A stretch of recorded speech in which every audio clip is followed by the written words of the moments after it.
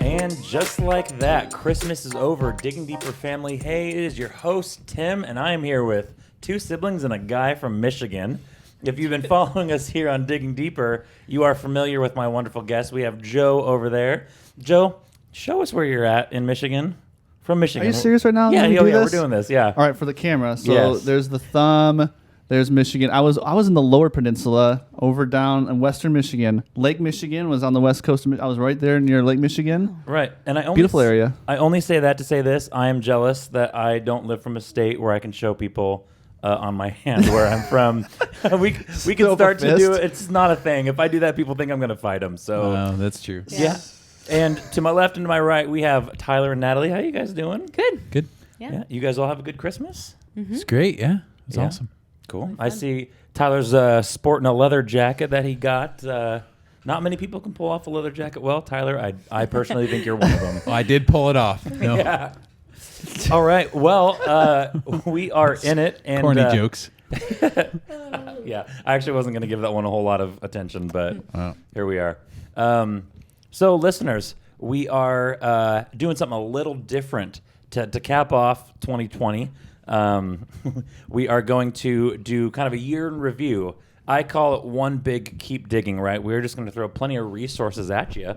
So, which, by the way, Tim, I want to thank you for doing this podcast and not a 20 questions about the end times, because I know I taught through the end times on Church at Home. And, I'm just glad that we didn't have to field any of those questions. Oh, right. 20 questions on the end times. That's fun.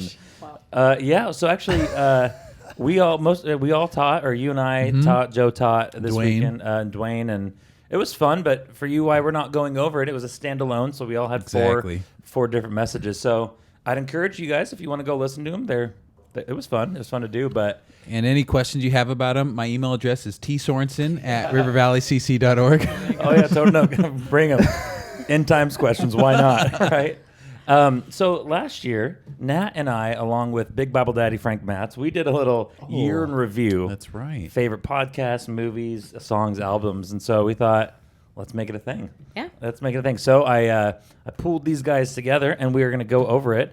And so what we're going to go over is our favorite album, our favorite movies, podcast, books. And then I also threw in a question to him earlier about something we binged over quarantine that maybe we wouldn't have otherwise. Define a binge, Tim. Oh, that you watched in a significantly quick amount of time. And I am forbidding anyone to say Tiger King if you guys watched it. Oh my gosh. That is a dark area that I don't want to go down if you guys watched it. So, okay. But we're going to start with Joe. Joe, I want to hear, and just go right down the line, your favorite album or song of 2020. Now, here's the rule. Had to be released in 2020. I don't want you to say, hey, I went back to a Beatles album or something. What's wrong with the retro stuff, Tim? Like, nothing's wrong. It just has nothing to do with 2020. There were rules. There were rules. Okay, 2020. So your favorite album or song? I have this... obsession's the wrong word, because that sounds weird. I'm not obsessed. But I really enjoy Shane and Shane. Ooh, me too. They're just the harmonies, they got it figured out, and they released a bunch of music this year. And the two that I liked most from Shane and Shane were two albums. One was called Vintage, and it was like Our God and like all these songs from like almost like my childhood that they remade. Oh, it was so good. And then they did one that was like Hymns in the Round. I think they made it pre-COVID, I'm hoping, because there's a lot of people in a room, right? And then, like the music people are in the center, and it's just this awesome sounding, just so good, just classics. So Shane and Shane, I got a quick Shane and Shane story. So one time at Beulah Beach, which is a camp I worked at, they came to our camp and played a show, and I helped them set up and stuff. And I got dumped that day by my girlfriend. And so I was really sad, and it was like the best concert I've ever been to. And it's just a guy with a guitar and a guy with a drum set and a guy singing. Were you just like in a special emotional place? Maybe I was just in this broken place. but they were so good, and they're cool guys. Yeah. Do you think it could have been the emotional state that you were in that maybe possibly? But they were very good. Though. Yeah, they're so good. I feel like Shane and Shane would be a good album to listen to after a breakup. Okay. You know. So if you're going, so anyone, that's so digging deeper right there. It's Shane and Shane on the digging deeper. I think. I think a lot of us are ready to break up with 2020. So maybe on January 1st, kick the Shane and Shane album in, and we got music on for days. Yeah. All right. So that's a good start. Now, what about you? So my favorite would probably be Corey Asbury. He came out with an album called Egypt, and it has two songs I really liked. The song Egypt, and then The Father's House is another song he wrote. And The Father's House is there's a line in that song that I love, and it says, leave your shame at the door, it's not welcome here anymore. And such a good line. And then his song Egypt is just like, it's so, it kind of just takes you through the Exodus story, but as like you applying it to your own life of being delivered. And the bridge, I actually wrote it down. What did it say? Oh no, it's somewhere else. Anyways, but the bridge is like, you pulled me out of Egypt, you took me by the hand to the promised land or whatever, and it's powerful. I really like it. So, and for those who don't know Corey Asbury, he wrote Reckless Love, or you could call it Selfless Love or Irrational Love or whatever you choose. You could call it Selfless Love. Whatever word you're most comfortable Tigo with. special. Happy love, friendly love, whatever you want. Yeah. Anyways, but yeah, so that was my favorite of the year. But there's another song that's like a close second. But I feel like Tyler's gonna say it was his favorite. Yeah, don't song. steal the only song I listened to this year. Okay, I know what song it is, but we'll leave it to him. Tyler's bread and butter is going to be the books question. Right now we have. Oh no, actually you're a worship leader. So, all right. Well, what about you? Let's go to your song. Yeah. So the one you're probably thinking of is "The Blessing" by nice drums over there. Yeah. We're going to get back to whatever that was in a second. Yes. Written by Carrie Job Yes, bro. and her lesser-known husband, Cody. So sad. Cody Carnes. Yeah, I feel like if you marry someone with a famous name, she's not changing, you know. But anyway, they wrote a great song called "The Blessing" with Elevation Church, Powerful. and it was right before the pandemic. And for me, the song almost kind of contextualized the whole, just all the stuff we face this year. We don't really have a concept or a category of blessing in our culture. It's like, oh, God bless you, or be blessed. Bless you when you sneeze, Yeah. But in Scripture, this idea of blessing is way deeper. It's the idea of like, just like pronouncing goodwill on somebody, and it comes out of Numbers. The idea of the Lord bless you and keep you, make His face shine upon you and give you peace. So they pretty much take that Aaronic, they call it, not moronic, Aaron, this Aaron blessing, and make it to a song and kind of sing it over us. And it's a very unique worship song in that we sing it over each other instead of singing it to God. It's just very interesting, kind of a different way of worship. It's awesome. Yeah. I remember Rachel introduced that to the Rogue River family a few months ago and sang it like we would a normal worship song, but then she actually said, like, all right, I want to sing this over you, and that's how we ended the service. And I remember that just being so powerful. That's cool. Just her kind of singing it over the congregation, and it was very. You powerful. just think of the year that a lot of people have had, and it's just that makes it that much more powerful. Yeah, and if you are sitting in church and you actually let the words like fall into your heart and stuff, because a lot of times we can just sing a song and be like, all right, that was cool. I like the beat. It's fun. But a song like that, or even the Egypt, like if you just really let those words impact your heart, man, it'll get you. And all of a sudden, Totally. it's Sunday morning, like I didn't know it was raining on my face. So it's super cool. So that's a big song. I like that song a lot. How about you, Timmy?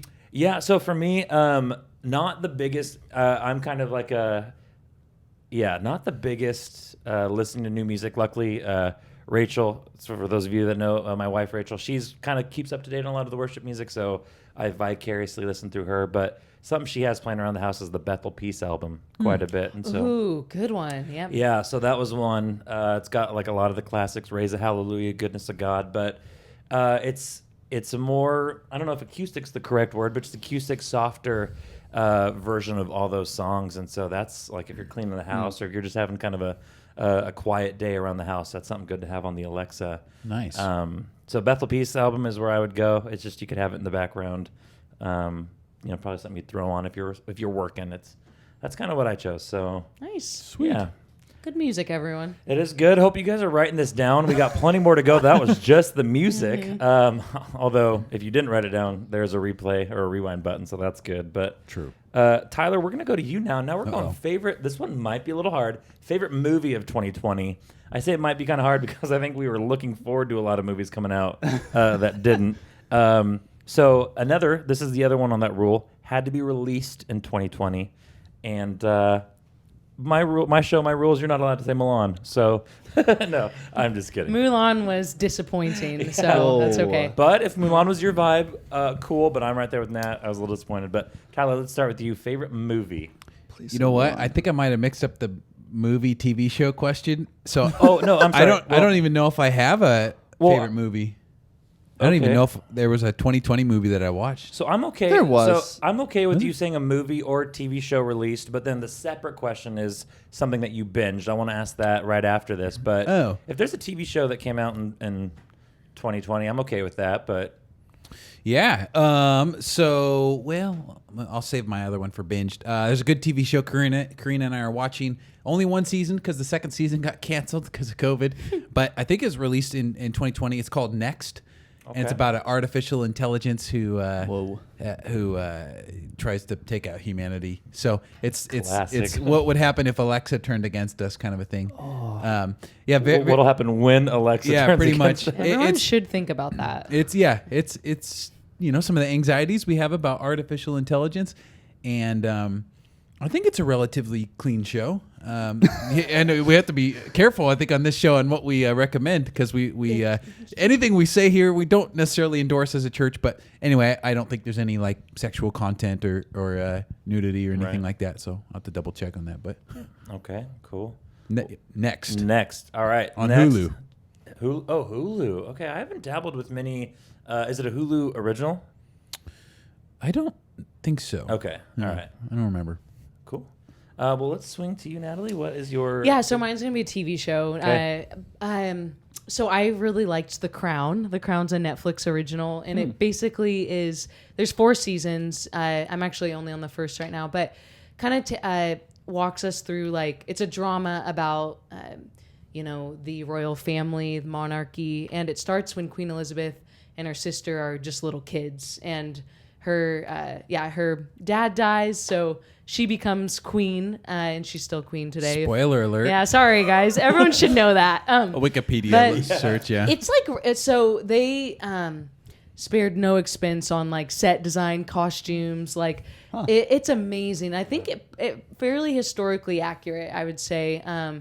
And I joke around like with someone else who watched it too, that it just like makes me feel smarter as I watch it. Like Totally. It goes through like a lot with Winston Churchill and different prime ministers. And I think the character development's really amazing as, she becomes queen and her husband wants her, and he's the Duke of York, I think, and wants her to submit to him, but she's like, I'm queen, you submit to me. Like, and so it shows a lot of their dynamics, and then their failures, like, fall onto their kids, and then Prince Charles, and then it gets into Princess Diana, and it's pretty heavy, but it's really good show, I would say. Crown. Yeah, speaking of Wikipedia, it is kind of one of those shows where it's fun, because I think Rach and I watched the first season and a half, and it is kind of fun to have Wikipedia out, because they're name dropping all these people, and to kind of look them up, or Wikipedia, and kind of find out more background. And you're right, it makes you feel like you're doing some research on history while you're watching it. So Yeah. It's amazing. It was fascinating. So, and pretty clean. Also, like, not a ton of, I don't know. Maybe I'm just on season 1, so right. keep that Only in mind. responsible for what happens on season 1. All right, Joe, what about you? I had a couple movies I thought of. One's a documentary, one's a movie. So I'm a dad with kids, and I, again, not obsessed with, but really liked Trolls World Tour. Such a good movie. All my kids are into it. The singing, the dancing, the trolls, it's all there. And then the documentary that just came out, Netflix made it, The Social Dilemma. I'm gonna advise That's you right. check that out. Like, just most people in the world should watch it. And there's just some good content in there just to think about, process it, especially if you're parents with teenagers or preteens. Definitely worth a watch. Well, and the premise of the movie is a lot of people who used to work for these companies, Facebook, Google, blah, blah, blah, they no longer do, and they're warning us about some of the things that they've seen behind the scenes. Yep. Wow. Yeah. It's pretty heavy. And pretty much billions of dollars is spent keeping us scrolling. Yeah. Yep. It was I watched half of it, and then I just turned it off, I think kind of because I was getting ready to go, but it wasn't convicting, but you're just like, man, that is so discouraging to know that like this device that I spend so much of my time on is like out to get me in a sense, right? Like it was just it just hit it right on the head. So That's a good one. Yeah, that's a good one. I'll go right into mine. Probably one of the most unique movies I've ever watched. I forget if you guys have watched it. It was on Disney Plus, Hamilton. Haven't seen it, but So yeah, Hamilton. If you were in the theater world, you were very familiar with Hamilton before any of us were. I wasn't. It was big back in like 2016. I think to help us out, to throw us a bone, Disney put this on Disney Plus. There's a little bit of language in it, but basically it goes into the life of Alexander Hamilton, and it is the filming of a Broadway play happening. Just so unique. I watched it the first time. I was like, I don't know what I just watched because it happened so quick. There's no dialogue whatsoever. It is all singing or maybe spoken word or something like that. So it was fascinating. And then the second, third, fourth time you watch it, you're able to catch on what's going on. But there's a little bit of language in that, but not too much. But a very fascinating show to watch. So that's where I was at. But let's go into specifically something that you binged. Something that maybe you had a little extra time on your hands because of the quarantine. You powered through it a little quicker. I'm going to throw my two out there right away just so I can stop talking. The Last Dance, which is something that we watched together with Rachel and a few other people. It was good. Yeah, the life of Michael Jordan, not the life of Michael Jordan, but kind of going into his last season with the Bulls. And then a show, Biggest Events of World War II in color. Just goes, a lot of the battles. I binged that multiple times. Just go through it as quick as possible. It's one of the shows where you feel like you are learning. So, but yeah, Joe, let's start with you. What's something that you've kind of binge watched a lot of my kids playing, and then we got into the rabbit hole of YouTube. Watch out, people. Once you start on the YouTube like clicking trail, it's just never ending. But we found Dude Perfect. We're late to the game, but Dude Perfect no longer only does trick shots. Now they have like a variety show that is fun for the whole family. And they're believers, and it's super clean. You can put it on, let your kids watch it and not worry about it. So YouTube has some decent stuff out there. So watch The Social Dilemma and then use YouTube. It's all good. YouTube it's all first. Good. Yeah, this is just balancing act. Don't be surprised if you watch Social Dilemma, talk about it, and then you go to YouTube and there's a Dude Perfect video sitting there waiting for you. That's right. That's right. All right. So it didn't come out in 2020, but I finally watched the whole Harry Potter series Let's with you go. guys. Yeah. Wow. I never watched it when I was young, and so all that witchcraft. I know. Gosh, I know. Hey, there's no language. I know. But I'd never seen Harry Potter before. Everyone always talked about it, but I'd never seen it. And I was thankful because we were able to sit down and watch it with like Rach and Tim. And Tim always had the pause button ready because I had so many questions. There's so many things that would just happen and I didn't understand it. To be honest, I didn't start really enjoying it till like maybe the fourth or fifth one. Whoa. But because, I think that's really when they started like Harry is starting to feel like the power of the darkness and all of that. And but you never know what was going to come alive in that movie. Things just became alive. How many movies are there? There's 7, right? Well, there's 8 movies, because 7 the last books. book is 2 movies, right? Harry Potter was the original, like, hey, we can turn one book into multiple movies. Let's go. I think make money off and make a lot young of money. Kids. So, it's fascinating. I love it because you never know what's going to come alive, like you said, and it. And if you have any questions about the witchcraft use, my email is tgoins. It's that was a really fun, and it's a series that you could probably rewatch every now and then just to learn more. So yeah, but I would also recommend The Last Dance with Michael Jordan. I think it's a powerful series of just him as a basketball player and a baseball player and a dad and a son, and very good. They do such a good job, and I think we were kind of talking about after watching that. I can't wait to see what the documentary on like Kobe Bryant is going to be like in a few years. If they were able to acquire all of this footage from Michael Jordan, where maybe there was no intentionality here. Now there's just so much on Kobe. It'll be.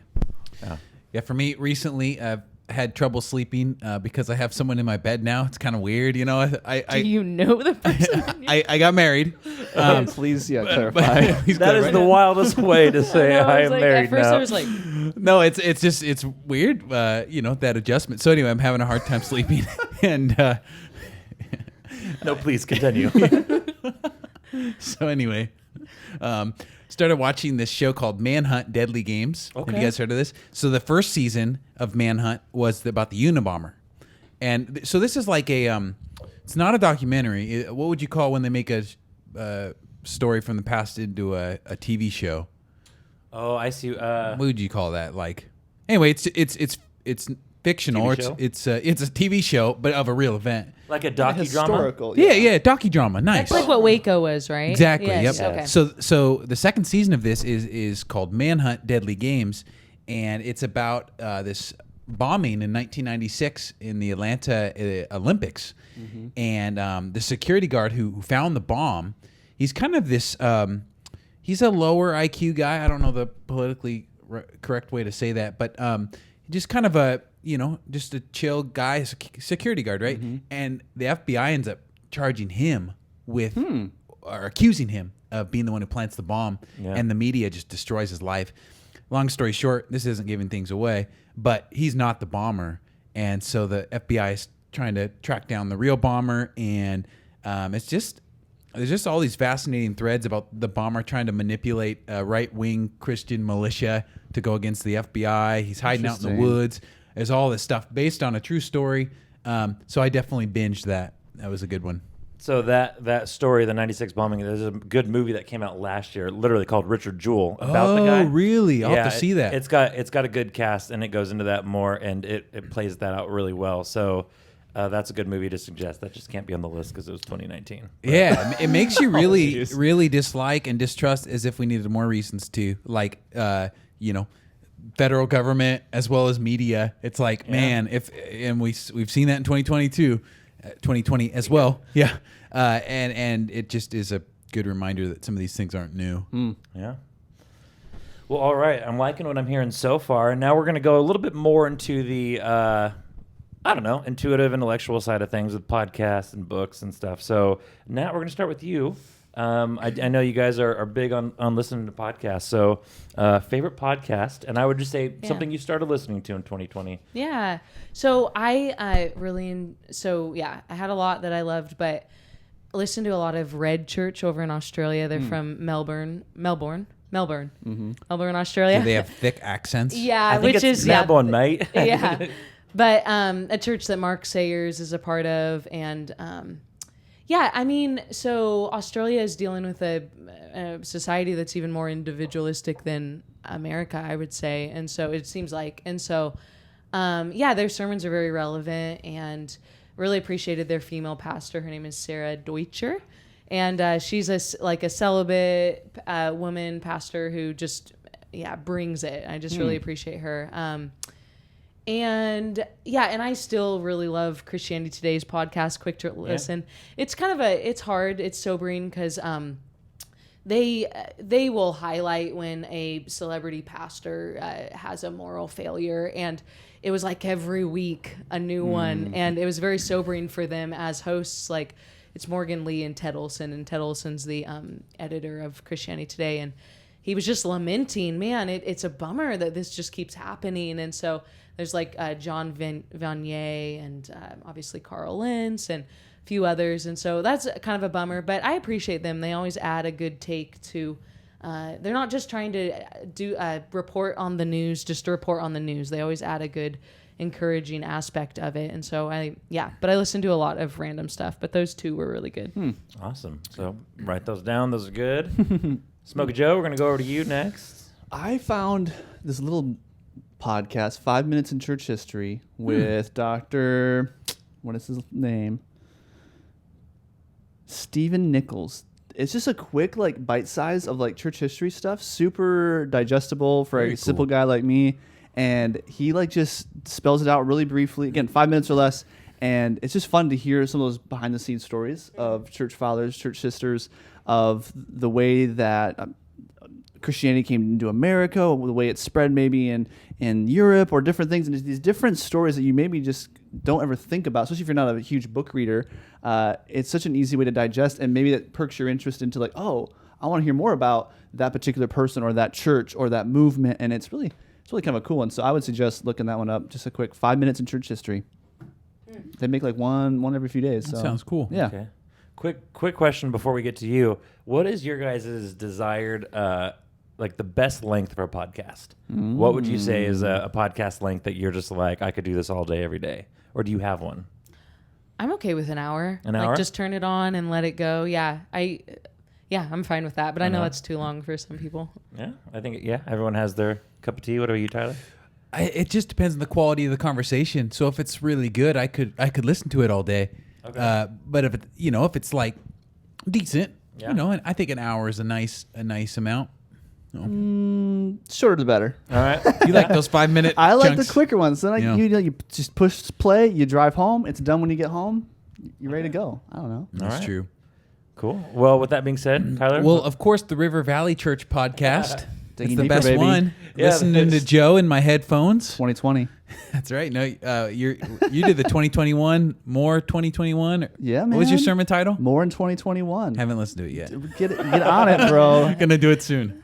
But no, I do like the River Valley Church podcast. Thank you, media team, for you guys. Yeah, It's cool. I mean, there's a lot that we get to listen to. Thank you, Anthony, behind the paywall here. Not the paywall. Our stuff's free. Anyway, paywall. What is that? yeah. The quick commercial break here. No. But a couple. I like Quick to Listen as well. That's a good one. I like a podcast called Mere Fidelity, and it's a little bit more of a theological podcast. Really like some of the things they talk about. They went through things like the imprecatory Psalms this year. So that would be like the Psalms that curse people, like Lord, destroy him and his family. I'm like, how are we supposed to read these as Christians? Great episode. I like Signpost with Russell Moore. I like Russell Moore a lot. He works for the Southern Baptist Convention. And then in regards to politics, I really like the 538 Politics podcast. It's a very, they're center left, probably lean left, but they do a really good job being objective in their analysis. And they're a little more data and polls driven. I know polls took a little bit of a hit this year. But I like listening to them to get a little bit of a perspective on things that's outside of my echo chamber. Okay. It's good. It's really good. Yeah, so I'll just the one I like. My next two are even the book and the podcast. So I got me and a few people that I'm close with got really into this personality study, the Enneagram. For those of you behind the camera, some of them you guys are like, no, but just a cool, in-depth kind of personality study, and a podcast that does a good job to talk about it, the Art of Growth podcast, and. Yeah, I think it was just cool. You kind of get to hear different views. I'm not going to spend the whole podcast talking about the Enneagram. Thank you. There's a podcast for that. There's a lot. Yeah. Yeah, there's a lot. But it just, this personality study, obviously, people fall into different categories theoretically, and this does a really good in-depth on those. And if you identify with one of those pathways, it is just really cool to hear these panels of people speak into those pathways. So the Art of Growth, just a pretty cool podcast. I'd say that's one I picked up in 2020. So sweet. Yeah. All right. We went around the circle. So Tyler, this is probably your bread and butter. You are the reader of you guys actually all read a lot. But Joe's a reader. Joe's a reader, yeah. I think the only person on our staff that might outread you book-wise might be Frank. Well, hands down. Yeah, I'm sure down. he does. But he's not here with us today. So we'll start with you. Your favorite book, or maybe books of 2020. Did any of you guys choose John Mark Comer's? No. Okay, cool. Checks with So, us first. in terms of like a book that everyone would enjoy, faith-based or not, is The Lincoln Conspiracy, The Secret Plot to Kill Abraham, America's 16th President, and Why It Failed.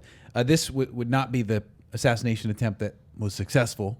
This is the one before his inauguration, and it's a really great book, page-turner, fascinating story about people trying to kill Lincoln before he's inaugurated in his first, and it's about the country's first detective, as well as one of the first female detectives who goes undercover and exposes this plot. So great book called The Lincoln Conspiracy. And then I really enjoyed John Mark Comer's The Ruthless Elimination of Hurry. Yeah. Got it from Rachel. Yeah. She let me borrow it. On my short list, yeah. Oh, did I take yours? No. Okay. I'm going to be honest. I thought I read that in 2019.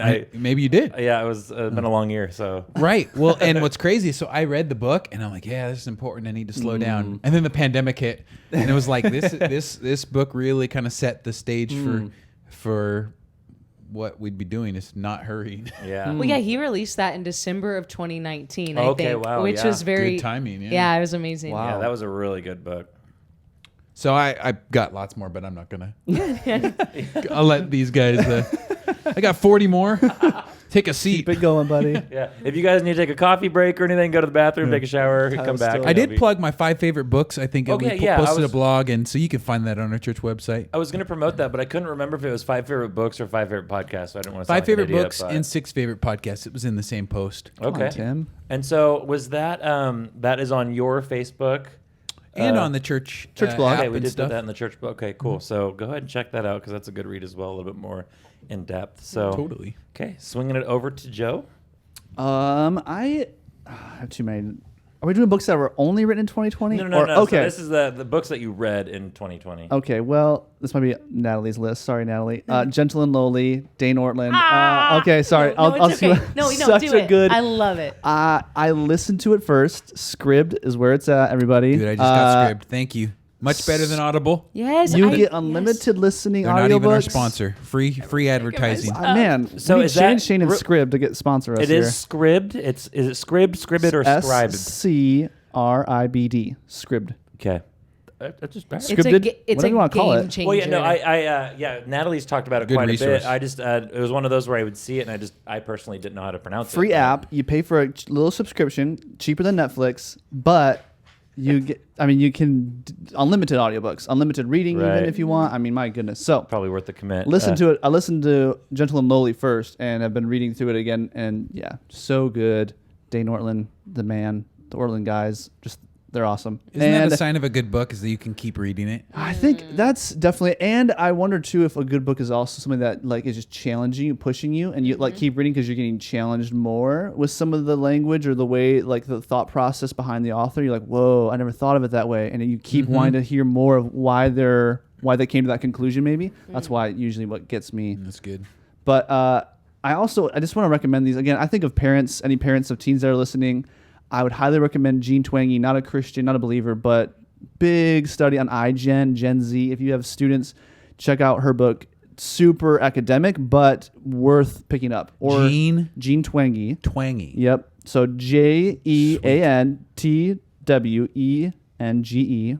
Her book's just Twangy, iGen. It's a okay. red, but great book. And then there's also some great Christian authors who've done some great stuff. James Emery White put out a good book about Meet Gen Z. Really expounds on what Generation Z is going through pre-pandemic, I would say, though. But there's also some new books coming out now, even on iGen, Gen Z, post-pandemic. And I think Tim Elmore just put a book out. It's on my reading list. But I would look those up, especially if you're a parent to teens or you are a grandparent to teens. Definitely thinking about and considering what is different about this generation that's coming up with growing up with social media, growing up with phones in their pockets, growing up with internet access 24/7, and now a pandemic. Just very interesting to see the differences and how we as Christians can respond and interact and go into and lean into what these kids are going through. So highly recommend those. That's good. Good. Thank you for that, Smokey Joe. So Nat? good. Yeah. So, when at the beginning of the year you recommended Scribd. I call it Scribid though. I like that better. But to me, and when I downloaded it immediately, and I turned into so much more of a reader. Like just downloading books, Yeah. reading them. Like, yeah, it's amazing. And I actually started liking to listen to audibles more, or listen to audiobooks more than listen to podcasts. I don't know. I started enjoying that more. But yeah, so my main book was was that book by Dane Ortland.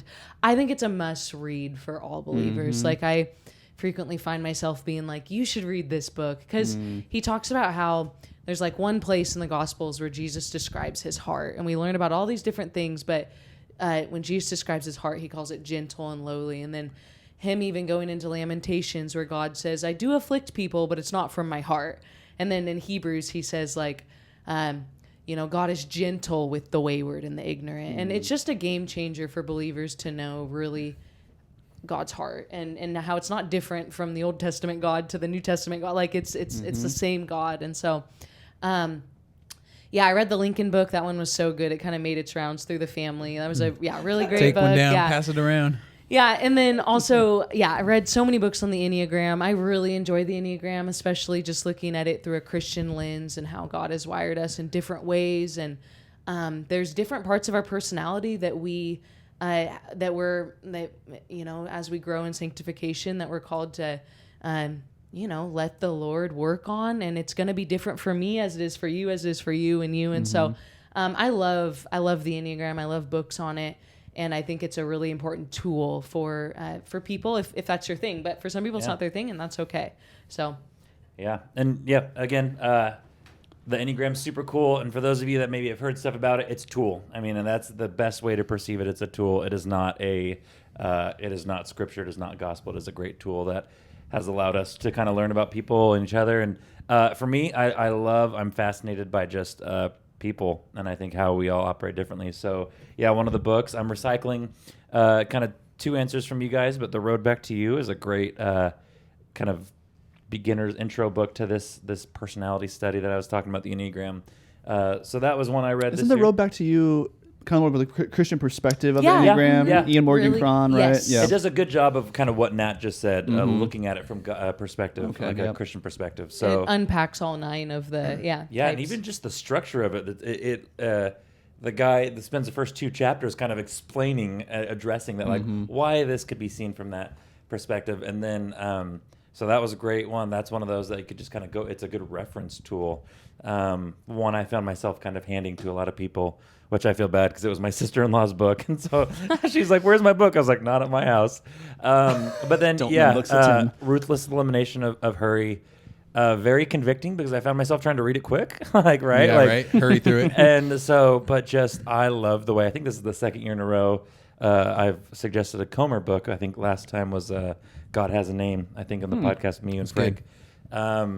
Just a lot of practical tools, and if you've never read a Comer book, it kind of feels like he's pulling up a chair and he's kind of chatting with us. It's just so conversational. His books are, and what I personally like is that while you're reading, you're thinking of there's so many good practical tips, and he just lists those out for you. Here's some things to do. So that was big in the beginning of the year for Rachel and I. She read it and then was kind of like, you should really read this. And then I did. And so, If I ever wrote a book, I would love to like model like John Mark, a combination of John Mark and Tim Keller. Like they're 2 styles together. John Keller. Tyler's pseudonym. I think that would be awesome. We'll see. All right. Well, we're kind of we have now looked at the past. We've looked at 2020. I just want to throw a few questions at you guys regarding the future. So, 2021, from the media perspective, what is something, if anything, that you guys are maybe looking forward to in 2021 that is supposed to come out? That might be kind of easy because there's a lot of movies in 2020 that were supposed to come out. But what is something that you guys are looking forward to? Maybe a little bit more on the lighter entertainment side that you guys might be looking forward to.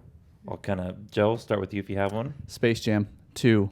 Is that with LeBron? The Bronze. It's coming out 2021. Let's go. See, I did not know that. But it could ruin a good thing.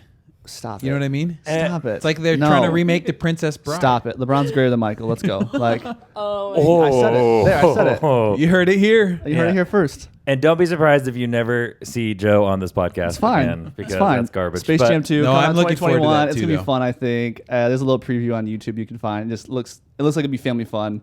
I hope that the theaters are open to go watch it because I'll definitely buy a ticket. Oh, Like, that's going to be a big one. A big family. Yeah. I mean, That's all cool. the millennials are going to be like, this wasn't like when I was a Totally. kid. And that's going to be a good one. Nat, what about you? Oh yeah, so this is not spiritual at all, but Well, Space Jam 2 totally okay, is. yeah, that's so. true. So, A Quiet Place 2, which is with John Krasinski and Emily Blunt. So, the Quiet Place 1 was about these dinosaurs that like take over the world, right? And they have to be really quiet. So there's no audio in the whole movie. I'm pretty sure. Well, there is, but like they sounds can't and talk. Stuff, but there's barely any dialogue. So it's so good. if any. Yeah. And Oh. have any of you seen the first one? No. Well, yeah, I think we watched it Yeah, together. Anthony has. You've seen it? Yeah. So, anyways, it's so good. I'm not a big scary movie guy, but this one was superb. I liked it. Yeah. So, anyways, So pretty both good. of those actors are back in the second Well, one? he. Okay, I'm not all going right. to say anything, Okay. but something happened in the first one where maybe one of them won't be coming back. Oh. All right. Spoiler alert. No, not a spoiler, just One of the 2 guys dies. breadcrumbs.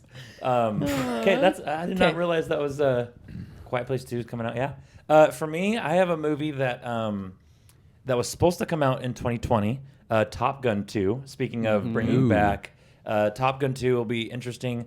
Initially, I was going to say Jurassic World 3, but I believe that got pushed back to 2022. I think that was supposed to be released this coming summer, but that is back a year. So Top Gun 2, Tom Cruise's character comes back as an instructor. It has to be good, right? The guy looks good for 60 or however old he is. Oh, no, he does. I'm not the biggest fan, but I think in this role, I'm here for it. Like, planes doing cool things. I'm here for it. I'm not going to lose sleep if it's bad, but that's what I'm looking forward to in 2021 is that movie, Top Gun 2. So, the first thing I'm looking forward to is I took a photo a day in 2020, and I'm going to make it into a video. And so I'm looking forward to that releasing January 1st. All these Tyler times Goins photo a day. when you're just in a scenario and then Tyler just has his camera up. I think all you guys are in it, by the way. For sure. So, For sure. Actually, I know you're all in it. I want royalties. I know you're all I in it. want Even 1% of Anthony's whatever in you it. make. Yeah. So anyway, looking forward to that. It's been a cool exercise. What a year to do it, huh? Wow. Would have never Yeah. known. Gonna be between March and May, just a bunch of selfies at home, right? Oh no, there's a lot of Zoom screenshots Yeah, that you okay. guys are in. Man, So anyway, yeah, hope you were That's gonna send ready for people that. I know. Actually, I hope no one gets PTSD. offended by that. oh, they're not gonna be. Well, it's like, I didn't know I was going to be on your video. But What do you do, like a YouTube premiere or something for it? Like, what's going on? Viral. five people are going to watch Only it. gonna seen say, here. I'm on gonna Digging watch it like Deeper. my first, mom yeah. and I dad want would be, like, copyrights. jacked, yeah. Anyway, I also like the TV show Stranger Things. I'm looking forward to Stranger Things 4. Yeah. Season 4, I think. I've heard rumors that they're going to maybe do things that we as Christians would be less comfortable with. So we'll see about if that happens. But, it's okay. So I'm not endorsing anything, but Right. Tyler's endorsements this episode. Yeah. Just not endorsed. Episodes 1, 2, and 4 are great. No. also Mandalorian next season, or is it Boba Fett? Anyway, there's some Star Wars stuff coming out that I'm excited about too. Okay. Cool. All right. Well, we're gonna go from entertainment to maybe a little bit more personal. I want to know 2021. In your guys' specific ministries, so maybe take a second to highlight what ministry that is, and I know a lot of us are involved in several. And Joe, we're going to start with you. What you were looking forward to the most regarding your ministry, and you can pick one. I mean, Joe, you wear multiple hats. Well, yeah, my primary focus is on young people, so I would say like 25 and younger, young adults through high school, middle school. I'm curious to see, and I'm excited to lean into, and I kind of already referenced this, lean into what the generation that is living through a pandemic, what they will hold to as important. Like, will financial security be important to them? Will mental health be important to them? Like, what are the important things that arise as this generation gets older? And to, like, how can we as a church, how can we as leaders step in and guide them to Jesus, guide them to the Word, show them what the Word says about sexuality, about how to handle finances, how to deal with mental health. I think the younger generation is just going to have a different bent on what's important, what's not important. I think of like the Depression generation, right? And how they dealt with things differently as they grew up and had kids and grandkids. And I'll be curious to see if this generation of young people. So I'm excited to see just what God does and what He leads us to. I think it's going to be different. I think church ministry, youth ministry, young adult ministry is going to have to take on a lot of different forms, and which means a lot of work. But I think the church is ready for it. I think we as leaders are ready for it because we have the power of Jesus. We have the power of the Spirit, right, to lead us, to give us the energy. So I'm excited for that. It's going to be a fun 2021, relearning and learning new things for sure. Good word. Thank you.